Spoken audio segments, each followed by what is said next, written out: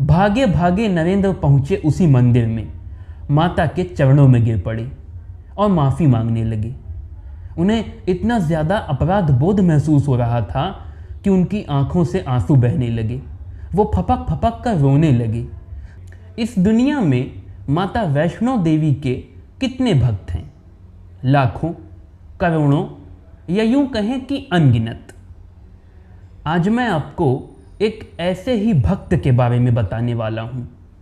आज मैं आपके लिए देश के मशहूर भजन गायक और बॉलीवुड सिंगर नरेंद्र चंचल की ज़िंदगी की पूरी कहानी लेकर आया हूं। ड्राई क्लीनर की दुकान पर काम करने वाला एक लड़का कैसे बन गया देश का इतना बड़ा मशहूर भजन गायक और बॉलीवुड सिंगर। माता वैष्णो देवी के परम भक्त होने के बाद भी क्यों और कैसे मां का अपमान किया नरेंद्र चंचल ने। फिर कैसे वैष्णो मां ने तोड़ा नरेंद्र चंचल का घमंड। आखिर किसने की नरेंद्र चंचल की हत्या। ऐसे तमाम बेहद दिलचस्प सवालों के बेहद दिलचस्प जवाब आपको मिलेंगे सिर्फ इस एक वीडियो में। तो चलिए शुरू करते हैं। नरेंद्र चंचल का जन्म 16 अक्टूबर सन 1940 को अमृतसर की नमक मंडी में हुआ था। नरेंद्र के पिताजी का नाम था चेतराम खरबंदा। उनकी मां का नाम था कैलाशवती। नरेंद्र 7 भाइयों और एक बहन में मझले थे। नरेंद्र के पिता चेतराम खरबंदा का बहुत बड़ा व्यापार था, लेकिन बंटवारे के दौरान जब अमृतसर में कौमी दंगे भड़के तो उनके पिता का सब कुछ बर्बाद हो गया। इसके बाद परिवार की आर्थिक स्थिति कभी मजबूत नहीं हो सकी। नरेंद्र की मां माता रानी की बहुत बड़ी भक्त थी, बहुत बड़ी। रोज़ ब्रह्म मुहूर्त में उठकर देवी मां के मंदिर जाती थी और हमेशा अपने साथ नरेंद्र को भी ले जाती थी, सिर्फ नरेंद्र को। नींद तोड़कर मंदिर जाना नरेंद्र को बिल्कुल अच्छा नहीं लगता था, खास तौर से जब सर्दियां भी हों। लेकिन धीरे धीरे नरेंद्र को अच्छा लगने लगा। उनकी माँ को बहुत सारे भजन भी आते थे। माँ के मुंह से माँ के भजन सुन सुनकर धीरे धीरे नरेंद्र भी भजन गाने लगे। वैसे उनकी माँ का गला बहुत अच्छा था, इसीलिए आसपास होने वाले जगरातों, कीर्तनों, फंक्शन वगैरह में उन्हें गाने के लिए बुलाया जाता था। धीरे से नरेंद्र भी उनके साथ जाने लगे। माँ बेटे के जोड़ी गीत दर्शकों को बहुत भाते थे और नन्हे नरेंद्र को तो हमेशा 2-3 रुपए इनाम के मिल जाते। इससे उनका हौसला बढ़ जाता। धीरे धीरे संगीत में नरेंद्र की रुचि बढ़ती और बढ़ती चली गई और पढ़ाई से उनका ध्यान हटता और हटता चला गया। वैसे पढ़ाई में नरेंद्र कभी अच्छे नहीं थे। एक तो पढ़ने में फिसड्डी, ऊपर से शरारती नंबर 1। स्कूल के हर टीचर की निगाह पे चढ़े रहते थे हमेशा। हालांकि उनके हिंदी के टीचर अच्छी तरह जानते थे कि नरेंद्र बहुत अच्छा गाते हैं, इसलिए जब भी उनसे कोई नरेंद्र की किसी शरारत की शिकायत करता तो वो हंसते हुए कहते, लड़का बहुत अच्छा है, बस जरा चंचल है। इसी कारण पूरे स्कूल में नरेंद्र चंचल के नाम से मशहूर हो गए। बाद में नरेंद्र ने इसी चंचल को खरबंदा की जगह लगा लिया और नरेंद्र खरबंदा से बन गए नरेंद्र चंचल। आखिर एक दिन ऐसा आया जब नरेंद्र के सामने फैसले की घड़ी थी।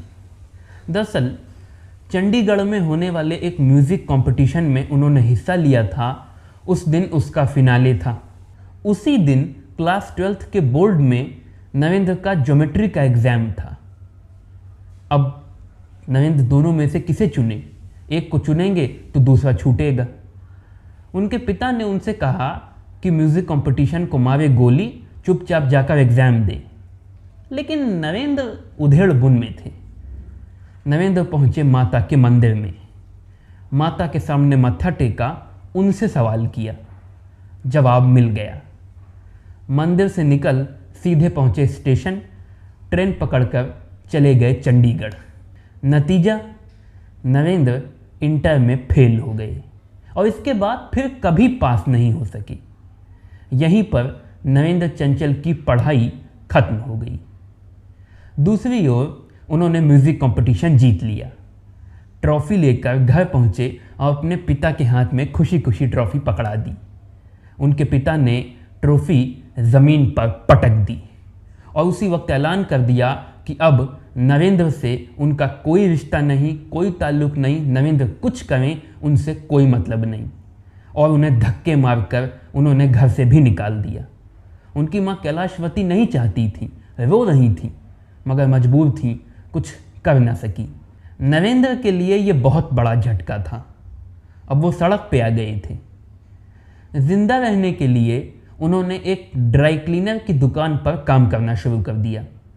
साथ ही जगरातों में, कीर्तनों में भजन गाते थे। पैसों के लिए अब उन्होंने शादी ब्याह में भी गीत गाने शुरू कर दिए। धीरे धीरे नरेंद्र की फेम इतनी बढ़ने लगी कि अमृतसर के बाहर भी जगरातों में, कीर्तनों में, फंक्शन वगैरह में उन्हें बुलाया जाने लगा।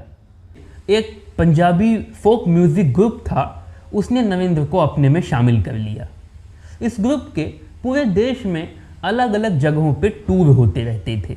एक ऐसा ही टूर था जिसने नरेंद्र चंचल की ज़िंदगी बदल दी। 13 मई सन 1972 को बम्बई के कुछ पंजाबी बिजनेसमैन्स ने मिलकर एक एनुअल फेस्टिवल ऑर्गेनाइज किया था, जिसमें इसी म्यूज़िक ग्रुप को कॉन्सर्ट के लिए बुलाया था। इस इवेंट के चीफ गेस्ट के तौर पर बॉलीवुड के शोमैन राज कपूर आए हुए थे। राज कपूर को नरेंद्र चंचल की आवाज़ बड़ी अच्छी लगी। नरेंद्र चंचल की सबसे बड़ी क्वालिटी थी कि वो हाई से हाई पिच की ट्यून को एकदम आसानी से गा लेते थे। कॉन्सर्ट खत्म होने के बाद ग्रीन रूम में राज कपूर नरेंद्र चंचल से मिले और उनसे बोले कि कल वो आर के स्टूडियो आएँ। अगले दिन आर के स्टूडियो में नरेंद्र से मुलाकात और कुछ देर की बात के बाद राज कपूर ने कहा, तुम मेरी अगली फिल्म बॉबी में एक गाना गाओगे। नरेंद्र को यकीन ही नहीं हुआ। कभी सोचा नहीं था उन्होंने कि फिल्म में गाने का मौका मिलेगा। बॉबी में एक गाना था, बेशक मंदिर मस्जिद तोड़ो, बुल्ले शाह ये कहता, पर प्यार भरा दिल न तोड़ो, क्योंकि इसमें दिलबर रहता। इस गाने को नरेंद्र ने गाया और ये गाना बड़ा हिट हो गया। इतना हिट कि नरेंद्र चंचल को बेस्ट प्लेबैक सिंगर का फिल्म फेयर अवार्ड मिल गया। नरेंद्र को खुद यकीन न हुआ। अब तो पूरे बॉलीवुड में नरेंद्र चंचल की धाक जम गई कि पहला गाना इतना हिट, फिल्म फेयर मिल गया। इसके बाद फिल्म बेनाम में नरेंद्र चंचल ने अमिताभ बच्चन के लिए गाना गाया, मैं बेनाम हो गया। मनोज कुमार की फिल्म रोटी कपड़ा और मकान में गाना गाया, महंगाई मार गई। और ऑफर्स का तो पूछिए ही मत, लिस्ट बड़ी लंबी थी। नरेंद्र के तो दिन फिर गए। वो नरेंद्र जो कभी ड्राई क्लीनर की दुकान में काम करते वक्त खूंटी में टंगे कपड़ों को देख सोचते थे, काश उनके पास भी ऐसे कपड़े होते। आज वो कार में घूम रहे थे, पैसों की बारिश हो रही थी। इसी दौरान नरेंद्र ने नम्रता से शादी कर ली। क्योंकि फिल्म बॉबी ने उनकी किस्मत पलटी थी, इसलिए उन्होंने अपने बेटे का नाम भी बॉबी रख दिया। ये वो दौर था जब नरेंद्र एक के बाद एक कामयाबी की सीढ़ी चढ़ते जा रहे थे कि तभी उनका पांव फिसला। मशहूर पत्रकार प्रदीप सरदाना को दिए इंटरव्यू में नरेंद्र चंचल खुद कहते हैं कि सफलता उनसे संभली नहीं, सिर पर घमंड चढ़ने लगा। उन्होंने फैसला कर लिया कि अब वो फिल्मों में गाने वाले गायक बन गए हैं, बड़े सिंगर बन चुके हैं, तो जगरातों और कीर्तनों में गाने का कोई फ़ायदा नहीं। अब वो केवल फिल्मों में गाएंगे और फिल्मी गानों के कॉन्सर्ट करेंगे। नरेंद्र ने जगरातों, कीर्तनों में गाना बंद कर दिया, माता के भजन गाना छोड़ दिया। एक ऐसे ही दिन आगरा में एक म्यूज़िक नाइट के लिए जा रहे थे। रास्ते में एक माता जी का मंदिर पड़ा। नरेंद्र इससे पहले भी कई बार आगरा की ओर जा चुके थे और जब जब जाते थे तब तब माता के मंदिर में मत्था टेकते थे। आदत के मुताबिक मत्था टेकने पहुंच गए। वहां कुछ श्रद्धालु मिल गए। उनमें से कुछ नरेंद्र के पुराने परिचित थे। उन्होंने नरेंद्र से कहा कि अब तो वो इतने बड़े सिंगर बन चुके हैं, माता के दरबार में आए हैं, आ गए हैं तो एक भजन सुना दें। नरेंद्र भजन नहीं गाना चाहते थे, तो उन्होंने झूठ बोल दिया, बहाना मारा कि उनका गला खराब है, इसलिए अभी नहीं गा सकते। शाम को उनके एक दोस्त ने उन्हें फ़ोन किया और कहा कि मंदिर में जगराता होने वाला है, इसी मंदिर में, और क्योंकि तुम्हारे आने की खबर यहाँ फैल चुकी है, इसलिए कई लोग चाहते हैं कि अगर तुम्हारा गला ठीक हो गया हो तो आकर एक दो भजन सुना दो। नरेंद्र ने फिर बहाना मार दिया। उन्होंने कहा कि नहीं, अभी तक गला ठीक नहीं हुआ है। नरेंद्र जब ये झूठ बोल रहे थे तो उन्हें अंदाज़ा नहीं था कि आज रात कुछ ऐसा होने वाला है जिससे उनकी ज़िंदगी बदल जाएगी। अगली सुबह नरेंद्र सो कर उठे तो उनके गले से आवाज़ ही नहीं निकल रही थी। बहुत कोशिश की उन्होंने, पर कुछ बोल ही नहीं पा रहे थे। हॉस्पिटल भागे, डॉक्टर से इलाज ही नहीं हुआ। देश भर के बड़े बड़े हॉस्पिटल्स में नरेंद्र ने अपना गला दिखाया, लेकिन डॉक्टर्स इलाज करने में असफल रहे। 5-6 महीने गुजर गए और नरेंद्र अब गूंगे हो चुके थे। बहुत परेशान थे, बहुत दुखी थे। क्या उन्हें अब जिंदगी भर बिना आवाज़ के रहना होगा? और आखिर ये हुआ कैसे अचानक? तब तक उनकी पत्नी नम्रता ने उनसे कहा कि उन्होंने माता के दरबार में माता के भजन न गाने के लिए 2-2 बार झूठ बोला, बहाना मारा। जिन जगरातों, कीर्तनों, माता के भजनों के दम पर वो यहाँ तक पहुँचे हैं, उन्होंने उन भजनों की बेइज्जती की, माता का अपमान किया। तो कहीं ऐसा तो नहीं कि माँ उनसे रुष्ट हो गई हैं और ये उनके घमंड की सज़ा है जो उन्हें मिल रही है। नरेंद्र का माथा ठनका। भागे भागे नरेंद्र पहुँचे उसी मंदिर में, माता के चरणों में गिर पड़े और माफ़ी मांगने लगे। उन्हें इतना ज़्यादा अपराध बोध महसूस हो रहा था कि उनकी आंखों से आंसू बहने लगे। वो फपक फपक कर रोने लगे। आसपास खड़े लोगों का मुंह ये दृश्य देख खुला का खुला रह गया। नरेंद्र बताते हैं कि इसके बाद 3 दिन तक बिना कुछ खाए, बिना कुछ पिए वो माता के मंदिर में ही बैठे रहे, उनका भजन करते रहे। मंदिर में आने वाले लोग उन्हें देख देख ताज्जुब करते रहे, हैरान होते रहे। चौथे दिन बूढ़े पुजारी जी के बहुत समझाने पर उन्होंने माता का प्रसाद लिया, पेड़े मिली हुई लस्सी, उसको पिया। नरेंद्र अपने इंटरव्यू में बताते हैं कि आज भी उन्हें यकीन नहीं होता है जब वो याद करते हैं कि जहां तकरीबन पिछले 6 महीने से देश भर के बड़े बड़े हॉस्पिटल के बड़े बड़े डॉक्टर्स नाकामयाब हो गए थे, तब माता का ये प्रसाद ग्रहण करने के महज 1 घंटे के अंदर उनकी आवाज़ वापस आ गई, ऐसी कि जैसे कभी गई ही नहीं थी। उनका गला ऐसा दुरुस्त हुआ कि जैसे इसमें खराश तक तो नहीं थी। नरेंद्र माता के चरणों में गिर पड़े। नरेंद्र अपने इंटरव्यू में कहते हैं कि उसी दिन, उसी पल, उसी गज़र उन्होंने तय कर लिया कि अब से माता के भजनों को, जगरातों को वो दोयम नहीं समझेंगे। अब यही उनकी प्राथमिकता होगी, यही उनकी प्रायोरिटी होंगी। अब वो जगरातों में माता के भजन गाएंगे, फिल्मों में नहीं गाएंगे। इसके बाद नरेंद्र जगरातों और कीर्तनों में माता के भजन गाने लगे। फिल्मों के गाने गाने उन्होंने बंद कर दिए। साल 1980 में बॉबी के म्यूज़िक कंपोज़र लक्ष्मीकांत प्यारेलाल ने नरेंद्र चंचल से कांटेक्ट किया फिल्म के गाने के लिए। नरेंद्र ने सिरे से खारिज कर दिया। वो तब मान गए जब लक्ष्मीकांत प्यारेलाल ने उन्हें बताया कि फिल्म में है मगर गाना भजन है। साल 1980 में रिलीज़ होने वाली फिल्म आशा में नरेंद्र चंचल ने एक भजन गाया, तूने मुझे बुलाया शेरा वालिए, मैं आया शेरा वालिए। साल 1981 में रिलीज़ होने वाली फिल्म अवतार में भी नरेंद्र चंचल ने एक ऐसा ही भजन गाया, चलो बुलावा आया है, माता ने बुलाया है। ये दोनों भजन नरेंद्र चंचल के सबसे मशहूर, सबसे मकबूल, सबसे लोकप्रिय भजन हैं। इन दोनों भजनों को गाए बिना कोई भी भक्त कटरा से माता के धाम तक की यात्रा कर ही नहीं सकता, और इन दोनों भजनों को सुने बगैर हिंदुस्तान में दुर्गा पूजा की कोई कल्पना भी नहीं कर सकता।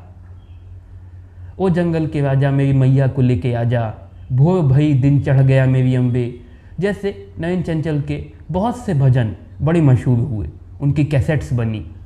इस देश में जगराता इंडस्ट्री को खड़ा करने का क्रेडिट नरेंद्र चंचल को दिया जाता है। जगराते तो पहले भी होते थे, लेकिन उनमें पैसे नहीं थे, वो फेम नहीं थी, वो ग्लैमर नहीं था जो नरेंद्र चंचल लेकर आए। सोनू निगम, मोनाली ठाकुर, नेहा कक्कर जैसे बॉलीवुड के मशहूर सिंगर पहले जगरातों में गाते थे। जगराता इंडस्ट्री से ये फिल्म इंडस्ट्री में आए। नरेंद्र चंचल की आदत थी हर साल 29 दिसंबर को वो माता वैष्णो देवी धाम पहुंच जाते थे। वहाँ जगराता करते थे, माँ के भजन गाते थे, नया साल माँ के साथ ही बिताते थे। मगर साल 2020 में कोरोना के कारण ऐसा नहीं हो सका। सबको पता था कि नरेंद्र को दुख होगा, लेकिन इतना होगा कि उनकी तबीयत बिगड़ जाएगी, इसका किसी को इल्म नहीं था। पहले तो नरेंद्र को सर गंगाराम हॉस्पिटल में एडमिट किया गया, हालत नहीं सुधरी, बिगड़ गई तो अपोलो हॉस्पिटल में शिफ्ट कर दिया गया। नरेंद्र को मानसिक दौरे पड़ने लगे, फिर वो कोमा में चले गए और आखिरकार 22 जनवरी सन 2021 को नरेंद्र चंचल का गला हमेशा के लिए बंद हो गया। ये दुख फैलने पाता इससे पहले कि एक बवाल हो गया। दरअसल मीडिया रिपोर्ट्स के मुताबिक नरेंद्र के निधन से उनके बेटे सिद्धार्थ उर्फ बॉबी को बहुत झटका लगा, बड़ा सदमा हुआ। गुस्से में आकर वो नरेंद्र का ट्रीटमेंट करने वाली डॉक्टर पर टूट पड़ी। उनका कॉलर पकड़ लिया, उनको नीचे गिरा दिया, उनके बाल पकड़कर घसीटे, नोचे, उनको मारा पीटा, ये कहकर कि डॉक्टर ने नरेंद्र की हत्या की है। किसी तरह डॉक्टर उनके चंगुल से निकलकर सीधे पुलिस स्टेशन पहुंची और वहां उन्होंने सिद्धार्थ के खिलाफ हैरेसमेंट की FIR दर्ज करवाई। नतीजा ये हुआ कि नरेंद्र चंचल के निधन के 2 दिन बाद उनके बेटे बॉबी को जेल हो गई। खैर, नरेंद्र चंचल भले आज हमारे बीच नहीं हैं, लेकिन उनके गाए भजन इस दुनिया में हमेशा उन्हें ज़िंदा रखेंगे। इस वीडियो में माता रानी की इतनी बात हुई, तो अब कमेंट सेक्शन में माँ के जयकारे लगाना मत भूलिएगा। जय माता दी।